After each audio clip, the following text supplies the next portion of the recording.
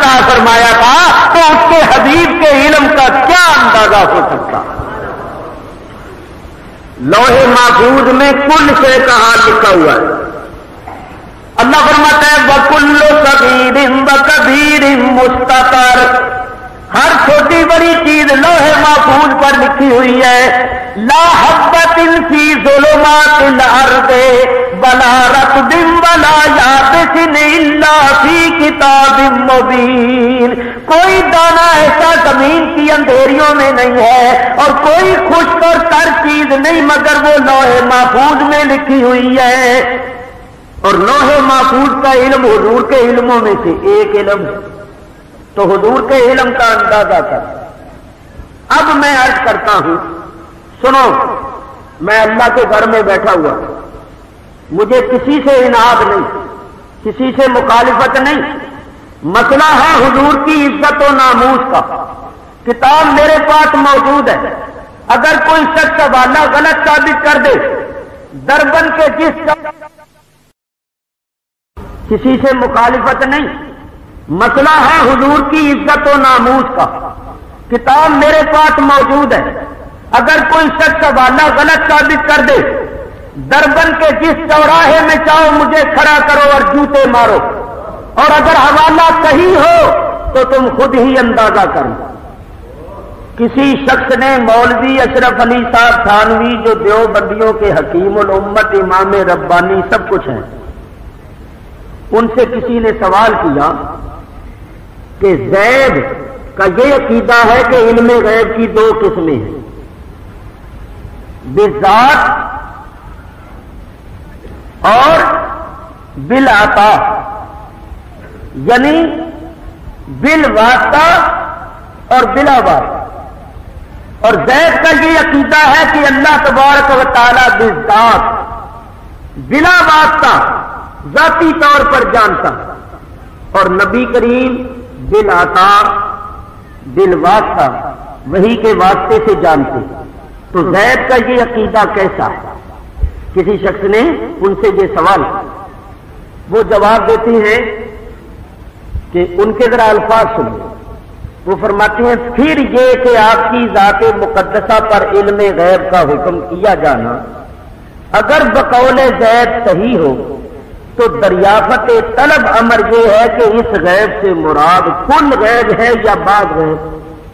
تھانوی صاحب لکھتے ہیں کہ زید کا یہ عقیدہ رکھنا کہ حضور غیب جانتے ہیں، میں پوچھتا ہوں کہ اس غیب سے اس کی مراد کل غیب ہے یا بعض غیب؟ تو آگے انہوں نے لکھا ہے کہ کل تو دلیل نقلی واقعی سے باطل ہے، کہ کل علم غیب جتنا اللہ کو ہے اتنا تو حضور کو نہیں، یہ تو دلیل عقلی اور نقلی سے باطل ہے. تو اب رہ گیا نا بعض، اس بات کے متعلق ان کے اپنے الفاظ سنیں. لکھتے ہیں اگر بعض علوم غیبیہ مراد ہیں تو اس میں حضور کی ہی کیا تخصیص ہے؟ اگر حضور کو بعض علوم غیبیہ حاصل ہے تو اس میں ان کی کوئی خصوصیت نہیں. ایسا علم ایسا کہ حضور کو ہے بس، تو زید و عمر بلکہ ہر صبی و مجنون بلکہ جمی حیوانات و بہائم کے لیے بھی حاصل ہے. ماذ وہ کہتے ہیں اگر حضور کو بعض علوم میں غیبیہ حاصل ہے تو اس میں ان کی کیا تخصیص ہے؟ ایسا علم تو ایرا غیرا بلکہ ہر صبی و مجنون، ہر نابالغ بچے اور ہر پاگل کو بھی ہے، بلکہ جمی حیوانات و بہائم کو بھی ہے. یعنی جمی حیوانات، حیوانات جمع حیوان، بہائم جمع ہے بہیمہ کی، بہیمہ کہتے ہیں چار پائے کو. تو کہتے ہیں ایسا علم تو تمام حیوانوں کو اور تمام چار پایوں کو بھی حاصل ہے. تو انہوں نے نبی پاک کے علم غیب کے متعلق یہ کہا کہ اگر بعض علوم غیبیہ مراد ہے تو اس میں حضور کی کوئی تخصیص نہیں، ان کی کوئی خصوصیت نہیں. ایسا علم غیب تو ایرا غیرا یعنی عام کو بھی ہے، بلکہ تمام نابالغ بچوں کو اور پاگلوں کو بھی ہے، تمام حیوانوں اور تمام جانوروں کو بھی ہے. میں رسول اللہ کی عزت و ناموس کا واسطہ دے کر تم سے پوچھتا ہوں کہ یہ حضور کی توہین ہے یا نہیں ہے؟ حضور کی توہین ہے، چنانچہ میں نہیں کہتا عرب کے اور عجم کے سینکڑوں علماء نے اس عبارت پر کفر کا فتویٰ دیا کہ یہ کفر ہے، یہ عبارت کفریہ ہے۔ جس نے یہ کہا ہے اس نے حضور کی توہین کی ہے، کیونکہ اس نے حضور کے علم پاک کو جانوروں کے علم سے تشبیہ دی ہے۔ تو ہمارا جو ان سے اختلاف ہے وہ یہ ہے کہ یہ رسول اللہ کی توہین کرتا ہے۔ اب سنیے، حضرت یوسف علیہ السلام نے 72 زبانوں میں کل کلام کیا۔ قرآن کی ایک آیت سنیے، پھر میں ایک بات اور کرتا ہوں اور آگے چلتا ہوں۔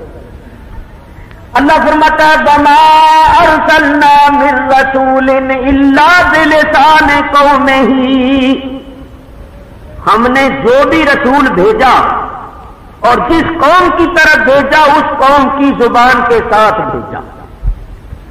یعنی جو نبی جو رسول جس قوم کی طرف آیا اللہ نے اس قوم کی زبان سکھا کر اس کو بھیجا۔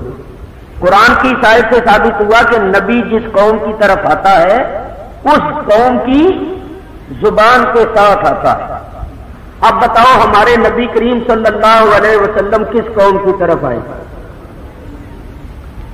اللہ فرماتا ہے تبارک الذی نزل الفرقان علی عبدہ لیکون للعالمین نذیرا، بڑی برکت والی ہے وہ ذات جس نے قرآن مجید اور فرقان حمید اپنے خاص الخاص بندے پر اتارا تاکہ وہ بندہ سارے جہانوں کے واسطے نذیر ہو جائے۔ حضور ساری کائنات کے رسول بن کر آئے۔ صحیح مسلم شریف کی حدیث ہے، حضور فرماتے ہیں ارسلت الی الخلق کافہ، میں اللہ کی ساری مخلوق کا رسول بن کر آیا ہوں۔ جب حضور اللہ کی ساری مخلوق کے رسول بن کر آئے ہیں تو ماننا پڑے گا کہ ساری مخلوق کی بولیاں بھی جانتے تھے۔ چنانچہ میں نے اپنی کتاب ذکر جمیل کے اندر تشریح کی ہے کہ حضور سب زبانیں جانتے تھے۔ حضور علیہ الصلوۃ والسلام کی بارگاہ میں جس ملک سے کوئی وفد آتا تھا وہ جس زبان میں کلام کرتا تھا حضور اسی زبان میں اس کا جواب دیتے۔ جانوروں نے حضور سے گفتگو کی تو حضور علیہ الصلوۃ والسلام نے ان کی بات بھی سمجھی۔ چنانچہ آپ نے سنا ہوگا حضور تشریف فرما کے صحابہ بھی بیٹھے تھے، ایک اونٹ آیا، اس نے حضور کے کندھے پر منہ رکھ کے اپنی زبان میں بڑبڑ کی۔ حضور نے فرمایا میرے صحابیوں سمجھتے ہو یہ اونٹ کیا کہہ رہا ہے؟ انہوں نے کہا یا رسول اللہ ہم تو نہیں سمجھتے، ہم تو اتنا ہی سمجھ رہے ہیں کہ بڑبڑ کر رہا۔ فرمایا یہ میرے سامنے اپنے مالک کی شکایت کر رہا ہے کہ یا رسول اللہ میرا مالک مجھ سے کام زیادہ لیتا ہے، کھانے کو تھوڑا دیتا ہے۔ جانور آ کر اپنی بولی میں بات کرتے تھے، حضور سمجھتے۔ ایک مرتبہ حضور صحابہ کے ساتھ بیٹھے تھے، ایک اونٹ آیا، حضور کے کندھے پر منہ رکھ کر رونے لگ گیا اور اپنی زبان میں کی۔ حضور نے اس کے ہاتھ پھیرا، تسلی دی، فکر نہ کر اب تو ہماری پناہ میں آ گیا۔ اونٹ بیٹھ گیا، فرمایا میرے صحابیوں تم نے سمجھا کیا کہہ رہا ہے؟ کہا یا رسول اللہ ہم تو کچھ نہیں سمجھا۔ فرمایا یہ اونٹ کہہ رہا ہے کہ یا رسول اللہ میں بوڑھا ہو گیا ہوں، اب مجھ سے کام نہیں ہوتا، مجھ سے بوجھ نہیں اٹھایا جاتا، میرے مالک نے اپنے بیٹے سے مشورہ کیا ہے کہ اب کام تو یہ دیتا کوئی نہیں اور خام خواہ اس کو کھلانا پڑتا ہے، تو کل اس کو ذبح کرو اور اس کا گوشت بھونو اور کھاؤ۔ تو حضور بیٹے نے بھی باپ کی ہاں میں ہاں ملا دی ہے، تو باپ بیٹے متفق ہو گئے ہیں کل مجھے ذبح کریں گے۔ تو میں نے دیکھا کہ اس جہان میں کون ہے جس کے دامن میں مجھے پناہ مل سکتی، جو مجھے چھری سے بچا سکتا ہے، تو مجھے آپ کی ذات نظر آئی کیونکہ آپ رحمت للعالمین ہیں۔ تو تو آپ مجھے بچا لیجئے ورنہ میرے مالک کل مجھے ذبح کر دیں۔ فرمایا فکر نہ کر، اب تو ہماری بارگاہ میں آ گیا۔ تھوڑی دیر کے بعد اونٹ کا مالک اس کو ہوا آ گیا، کیونکہ اونٹ رسی توڑا کر آ گیا۔ جب وہ مالک آیا تو حضور نے ارشاد فرمایا کہ بھائی اس اونٹ کو تم میرے ہاتھ میں بیچ دو، میں اس کو خریدتا ہوں۔ صحابی نے عرض کیا یا رسول اللہ بات کیا، آپ اونٹ کیوں خرید رہے؟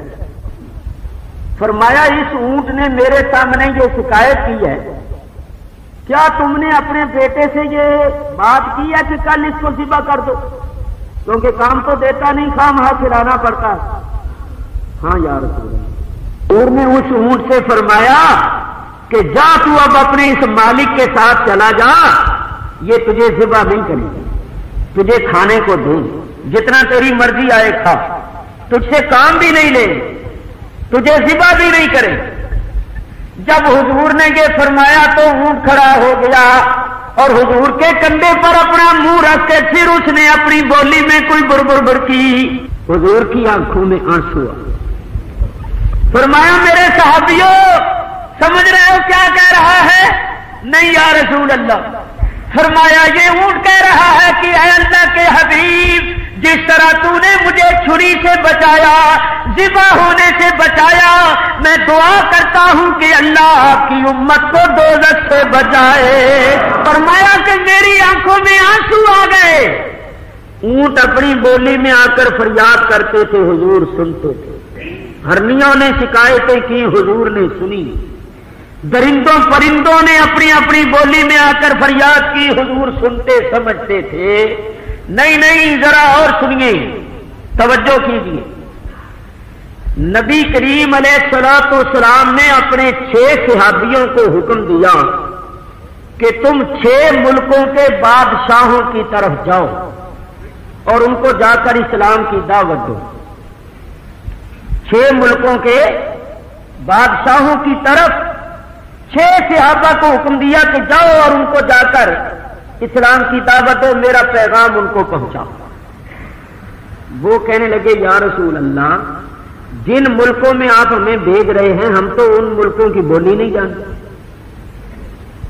بادشاہ کے پاس جو جا کر ہم اسلام کی دعوت دیں گے تو جب ہم اس کی زبان ہی نہیں جانتے تو ہم اپنا معافی ضمیر اسلام کی دعوت، آپ کا پیغام ان تک کیسے پہنچا سکیں گے؟ ہم تو صرف عربی جانتے ہیں، ہم عربی بولیں گے اور بادشاہ عربی سمجھے گا نہیں، اور جو وہ کچھ بولے گا وہ ہم نہیں سمجھیں گے۔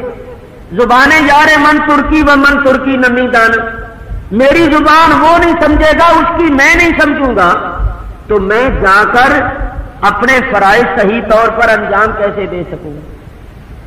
حضور نے فرمایا تم تیاری کرو، تم تیاری کرو، جاؤ جا کے آرام کرو اور تیاری کرو، تم نے جانا ہے۔ بہت اچھا۔ صحابی آ کر سو گئے، رات کو سوئے، صبح جب اٹھے تو جس صحابی نے جس ملک میں جانا تھا اس ملک کی بولی اس کو خود بخود آ گئی۔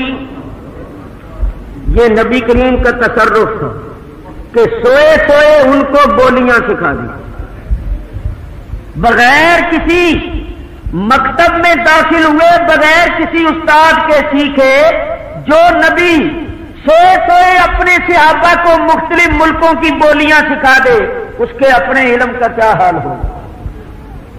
وہ صحابی صبح اٹھا تو جس ملک کی طرف اس نے جانا تھا اس ملک کی بولی اس کو آ گئی۔ چنانچہ وہ جس وقت بادشاہ کو ساری حقیقت معلوم ہوئی کہ عزیز مصر کے کثیر نے ظلم کیا، یوسف علیہ السلام جیسی ہستی کو بے گناہ قید میں رکھا اور 12 سال رکھا، تو بادشاہ کو بڑا غصہ آیا۔ بادشاہ نے عزیز مصر کے کثیر کو معزول کر دیا، وزیر اعظم کے عہدے سے ہٹا دیا، اور یوسف علیہ السلام کو وزیر اعظم بنا دیا۔ اور بھی کئی وزارتیں آپ کے تحت کر دیا۔ چنانچہ سنو، جس وقت بادشاہ نے آپ کو اپنا مقرب بنا لیا، مشیر خاص بنا لیا، یوسف علیہ السلام نے کہا قال اجعلنی علی خزائن الارض، اے بادشاہ مجھے زمین کے خزانوں پر مقرر کر دیا، انی حفیظ علیم، بے شک میں حفیظ بھی ہوں اور علیم بھی۔ کیا مطلب؟ کہ تو نے جو خواب دیکھا ہے یہ 14 سال بڑے خطرناک ہیں۔ پہلے 7 سالوں میں کاشت کروانی، غلے کے ذخیرے جمع کرنے، پھر 7 سال کی پیداوار کو قحط کے 7 سالوں میں باقی رکھنا ہے اور اس کی حفاظت کرنی ہے۔ تو اگر کسی اناڑی آدمی کو تو نے مقرر کر دیا تو وہ کام نہیں کر سکے گا اور لوگ بھوکے مر جائیں گے۔ تو یہ سارے ملک کی زمین کا جو سلسلہ ہے یہ میرے سپرد کر دیا، میں حفیظ بھی ہوں، حفاظت کے طریقے بھی جانتا ہوں، علیم بھی ہوں، علم بھی رکھتا ہوں کہ کیسے کاشت کروانی ہے، کیسے زیادہ غلہ پیدا کروانا ہے، اس کو کیسے حفاظت سے رکھنا ہے، کس طرح اس کو تقسیم کرنا ہے۔ اب سنو، حضرت یوسف علیہ السلام نے کسی زراعتی کالج میں داخل ہو کر زراعتی علم حاصل کیا تھا؟ وہ کاشتکاری کے طریقے جانتے تھے، لیکن کہہ رہے کہ میں حفیظ بھی ہوں اور علیم بھی۔ معلوم ہوا نبی کو سارا علم ہوتا ہے، اللہ اس کو سب کچھ سکھاتا ہے۔ جو اللہ کا علم رکھتے ہیں، عالم ملکوت کا علم رکھتے ہیں، یہ دنیا کا علم ان کے سامنے کیا چیز ہے؟ بادشاہ نے مقرر کر، بادشاہ نے کہا کہ سنو، بادشاہ گویا آج سے تم ہی ہو، میں تو برائے نام ہوں، بوڑھا ہو گیا ہوں، اب ساری سلطنت تمہارے سپرد، قلم تمہارے ہاتھ میں، تم ہی سب کچھ کرو۔ حضرت یوسف علیہ السلام نے بادشاہ کو اسلام کی دعوت دی، وہ مسلمان بھی ہو، آپ کے ہاتھ پر ایمان ہے۔ اب تو وہ آپ کا امتی بن گیا تھا، اب تو وہ غلام بن گیا تھا۔ وہ کہتا تھا بادشاہ تو میں ہوں مگر میں نام کا بادشاہ ہوں، بادشاہ آپ ہیں، میں تو آپ کا امتی اور غلام بن گیا۔ لیجئے صاحب، حضرت یوسف علیہ السلام مصر کے بادشاہ بن گئے، وزیر اعظم بن گئے، کیونکہ بادشاہ ابھی زندہ تھا، اگرچہ وہ آپ کے ہاتھ پر ایمان لے آیا تھا۔ تو عزیز مصر اب آپ گویا وزیر اعظم، سارا معاملہ آپ کے ہاتھ میں تھا۔ چند دنوں کے بعد وہ پہلا وزیر کتفیر جو تھا وہ مر گیا، اور زلیخا جو تھی وہ بھی حضرت یوسف پر ایمان لے، اس نے اپنے پچھلے مذہب سے توبہ کی اور ایمان لے آئی۔ ایک دن یوسف علیہ السلام کسی رستے سے گزرے تو وہ فقیر بن کے رستے میں بیٹھ گئے۔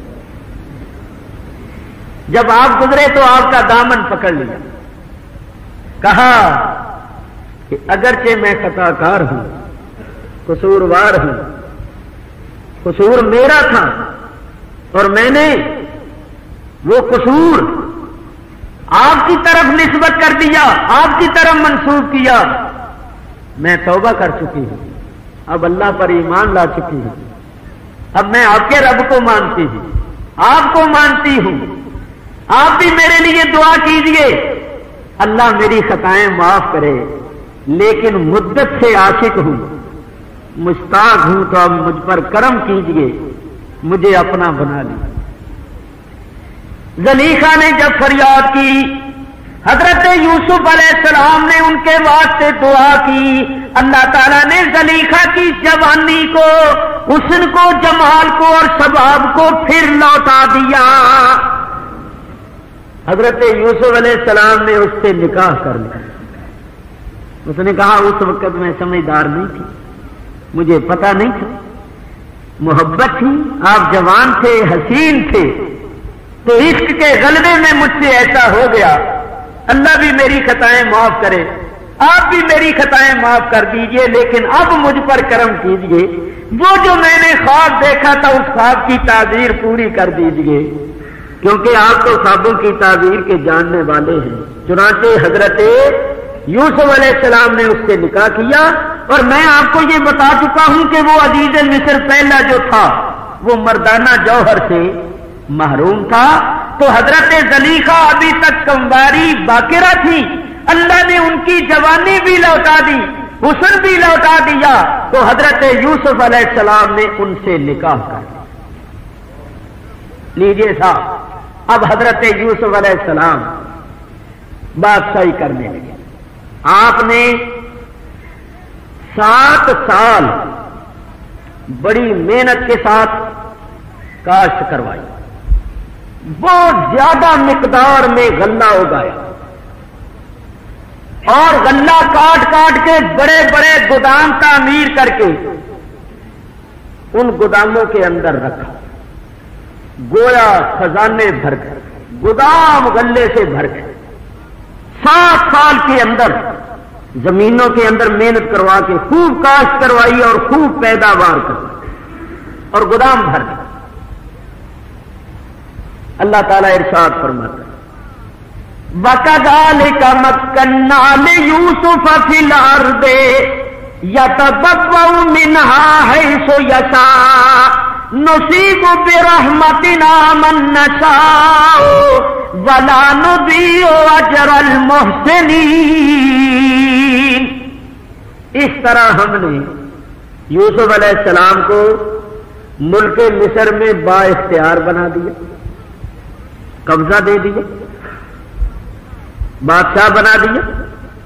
یتبوأ منہا حیث یشاء، وہ تصرف کرتا تھا جہاں چاہتا، اس کا حکم چلتا، اس کا اختیار چلتا، با اختیار سے سارا ملک تحت حکم تھا، جس طرح چاہتے تھے کرتے تھے۔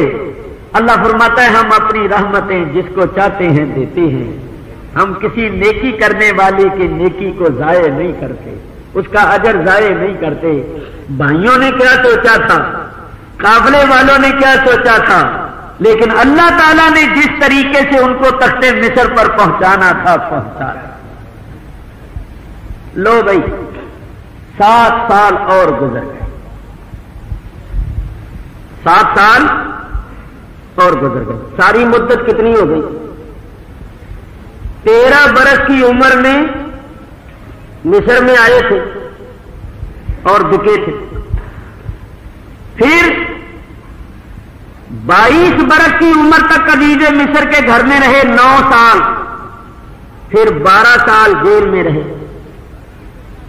12 اور 9 21، پھر اس کے بعد جیل سے نکلے اور 13 سال کی پہلے عمر تھی، تو کتنے ہو گئے؟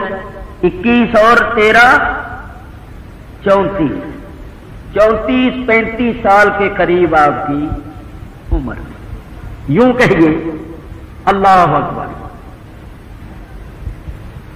اب آپ 7 سال پھر آپ نے کاشت کروائی، 34 اور 7 41، 41 اور 7 سال پھر قحط کے آئے 48، تو پھر اس کے بعد آپ نے اپنے بھائیوں کو اور باپ کو بلایا، تو باپ کہتے ہیں جب خواب دیکھا تھا اور قافلے والوں کے ہاتھ بکے تھے اس وقت عمر 7 سال کی تھی۔ اگر 7 سال کی روایت مانی جائے تو 40 برس کے بعد باپ کو ملے، اور اگر 13 سال والی مان لی جائے تو پھر 40 سے کچھ کم ہو جاتے ہیں۔ اب قصہ چلتا ہے بادشاہ بننے کے بعد، اب ایک نیا دور چلا، یہ بڑے عجیب واقعہ۔ 7 سال گزر گئے، بڑی پیداوار ہوئی، جیسا کہ میں نے عرض کیا اپنے غلے سے گودام بھر لیے۔ 7 سال کے بعد اب 7 سال قحط کے شروع ہوئے۔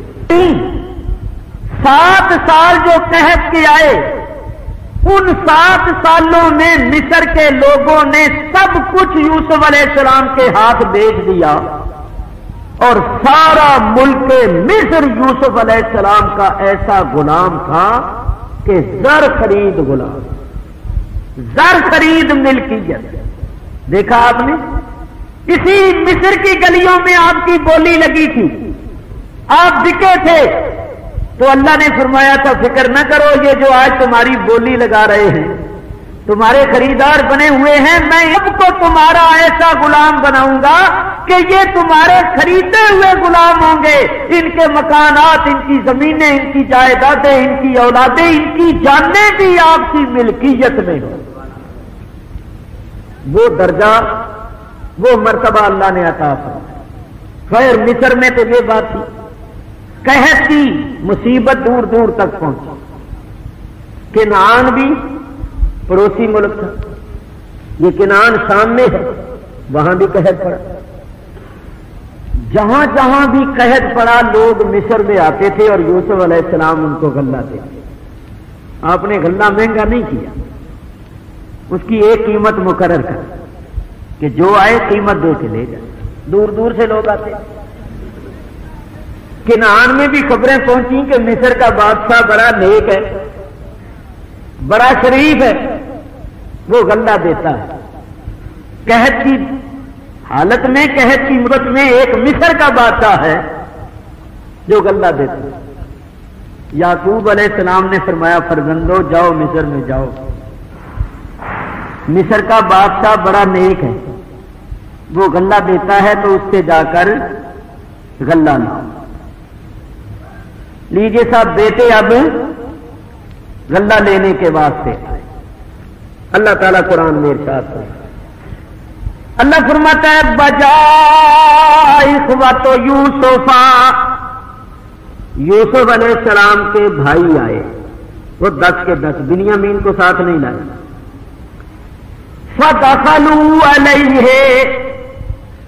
جب دربار میں داخل ہوئے، یوسف علیہ السلام اتنے حسین و جمیل تھے کہ آپ چہرے پر نقاب ڈال کے رکھتے تھے، چہرے پر نقاب ڈال، اتنے حسین تھے۔ آپ سن چکے کہ مصر کی عورتوں نے آپ کو دیکھا اور اپنے ہاتھ کاٹ لیے تھے۔ بعض روایتوں میں آتا ہے کہ بعض لوگ یوسف علیہ السلام کو دیکھ کر جان سے ہی مر گئے، اتنے خوبصورت اللہ نے اتنا حسن و جمال دیا۔ حسن یوسف مشہور ہے، لیکن یہ یاد رکھو کہ حسن یوسف حسن محمدی صلی اللہ علیہ وسلم کی ایک جھلک ہے۔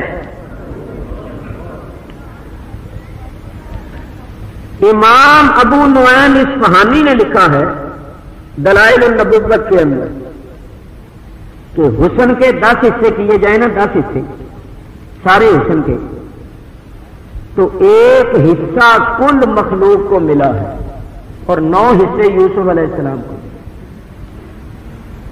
اب آپ دیکھو دنیا میں کتنے کتنے خوبصورت لوگ ہیں، اور کتنے ہوئے اور ہوں گے، ان سب کو ایک حصہ ملا ہے، اور یوسف علیہ السلام کو 9 یوسف علیہ السلام کو 9 حصے، اور کتنے خوبصورت ہوں گے۔ اور یہ 10 حصے جو ساری مخلوق کو اور یوسف علیہ السلام کو ملے، یہ سارے حصے ذات مصطفیٰ میں موجود ہیں۔ نبی کریم علیہ الصلوۃ والسلام حسن کل۔ لیکن یہاں میں ایک بات کرتا ہوں، شاہ ولی اللہ محدث دہلوی رحمت اللہ علیہ نے لکھا ہے در الثمین فی مبشرات النبی الامین، کتاب کا نام نوٹ کرو، اس کے اندر لکھا شاہ ولی اللہ صاحب لکھتے ہیں کہ میرے والد ماجد حضرت شاہ عبد الرحیم صاحب نے، شاہ ولی اللہ کے والد کا نام تھا شاہ عبد الرحیم، بڑے ولی اللہ۔ تو شاہ ولی اللہ فرماتے ہیں میرے باپ نے نبی کریم صلی اللہ علیہ وسلم کو خواب میں دیکھا، تو خواب میں دیکھ کر پوچھا حضرت ایک عرصے سے ذہن میں ایک خلجان ہے، تو آپ مہربانی فرمائیے اور اس کا حل پیش کیجیے۔ یوسف علیہ السلام کو مصر کی عورتوں نے اپنے ہاتھ کاٹ لیے، اور بعض روایتوں میں آتا ہے کہ بعض لوگ ان کو دیکھ کر مر گئے اور آپ کو دیکھ کر نہ کسی نے ہاتھ کاٹے اور نہ کوئی مرا، تو کیا حسن یوسف آپ کے حسن سے بڑھ کر تھا؟ تو حضور نے جو جواب دیا وہ آہا، حضور نے ارشاد فرمایا جمالی مستور عن اعین الناس غیرۃ من اللہ عز وجل۔ عبد الرحیم، اللہ نے میرے حسن کو لوگوں کی نگاہوں سے غیرت کی وجہ سے پوشیدہ کر دیا۔ یہ جو بات ہے نا غیرت کی وجہ سے، اس کو محبت والا سمجھ سکتا ہے۔ سنو میں آپ کو بتاؤں، محبت کی غیرت یہ ہے کہ محب جو ہوتا ہے نا، محب عاشق جو ہوتا ہے وہ چاہتا ہے میرے محبوب کو کوئی اور نہ دیکھے، میں ہی دیکھوں۔ اس کو کہتے ہیں غیرت۔